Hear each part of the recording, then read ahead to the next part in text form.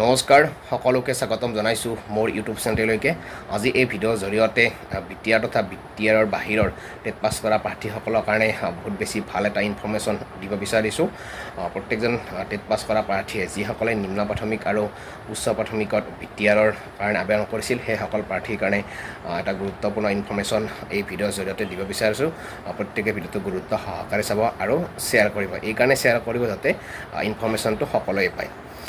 এটা কথাটো হ'ল যে বিটিআৰৰ শিক্ষা বিভাগে যি নিম্ন প্ৰাথমিক আৰু উচ্চ প্ৰাথমিকৰ কাৰণে বিজ্ঞাপন মুকলি কৰি দিছিল আৰু এই বিজ্ঞাপনত বিটিআৰৰ লগতে বিটিআৰৰ বহুসংখ্যক প্ৰাৰ্থীয়ে আবেদন কৰিছিল। ইতিমধ্যে ডকুমেণ্টছ ভেৰিফিকেশ্যন আৰম্ভ হৈছিল যদিও ইলেকশ্যনৰ কাৰণে পষ্টপন কৰা হৈছিল তাৰিখটো, আৰু কিছুসংখ্যকৰ হোৱাৰ পিছত কিছুসংখ্যকৰ হোৱা নাছিল। আৰু ইতিমধ্যে যোৱাকালি এখন বিটিআৰ শিক্ষা বিভাগৰ ফালৰ পৰা এখন নটিচ ওলাইছে আৰু সেই নটিচ মতে আকৌ 12 তাৰিখৰ পৰা জুনৰ 12 তাৰিখৰ পৰা ডকুমেণ্টছ ভেৰিফিকেশ্যন আৰম্ভ হ'ব।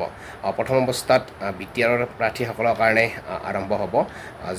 ইয়াৰ আগতে যেনেকৈ হৈছে তেনেকৈয়ে হ'ব 12 তাৰিখৰ পৰা, আৰু নন বিটিআৰ অৰ্থাৎ বিটিআৰ বাহিৰৰ প্ৰাৰ্থীসকলৰ কাৰণে 26 তাৰিখৰ পৰা আৰম্ভ হ'ব। ইতিমধ্যে অৰ্ডাৰ কপি ছ'চিয়েল মিডিয়াত ইতিমধ্যে পাইছে প্ৰায় সংখ্যকে, আৰু যিসকলে পোৱা নাই আপোনালোকে ৱেবছাইটত চেক কৰিব কাৰ কোন দিনা আছে।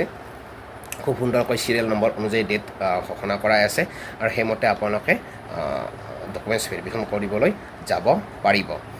যিহেতু সাধাৰণ ইলেকশ্যন কাৰণে ডেটসমূহ পিছুৱাই দিয়া হৈছিল, আৰু ইলেকশ্যনৰ ৰিজাল্ট যেতিয়া ঘোষণা কৰে তাৰ পিছতে আকৌ এতিয়া 12 তাৰিখৰ পৰা নিম্ন প্ৰাথমিক আৰু উচ্চ প্ৰাথমিকৰ কাৰণে, প্ৰথম অৱস্থাত উচ্চ প্ৰাথমিকৰ নহয় নিম্ন প্ৰাথমিকৰ কাৰণে ডকুমেণ্টছ ভেৰিফিকেশ্যন আৰম্ভ হ'ব 12 তাৰিখৰ পৰা। আৰু যিসকলে প্ৰথমতে গৈছিল তেওঁলোকে যাব নালাগে। যিসকল ডকুমেণ্টছ ভেৰিফিকেশ্যন হৈ গৈছে তেওঁলোকৰ যোৱাৰ কোনো প্ৰয়োজন নাই। ইতিমধ্যে বহুতে সুধি আছে যে প্ৰথম অৱস্থাত যিসকলে গৈছিল তেওঁলোকে যাব লাগিব নেকি।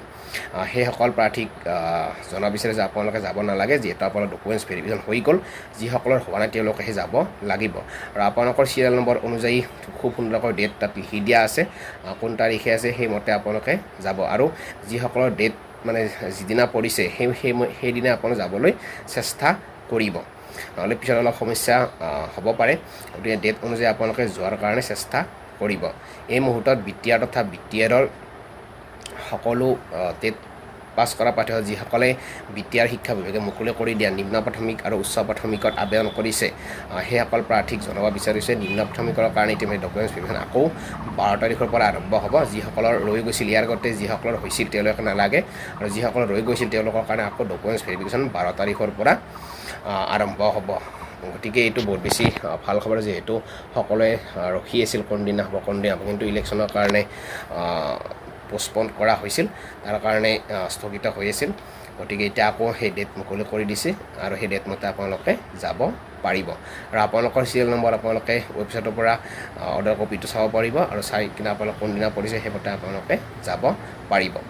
গতিকে আপোনালোকে সোনকালে চেক কৰক আৰু ভিডিঅ'টো শ্বেয়াৰ কৰক যাতে প্ৰত্যেকে ইনফৰমেশ্যনটো পায়। গতিকে ইনফৰমেশ্যন এইটোৱে। ধন্যবাদ। জয় অসম।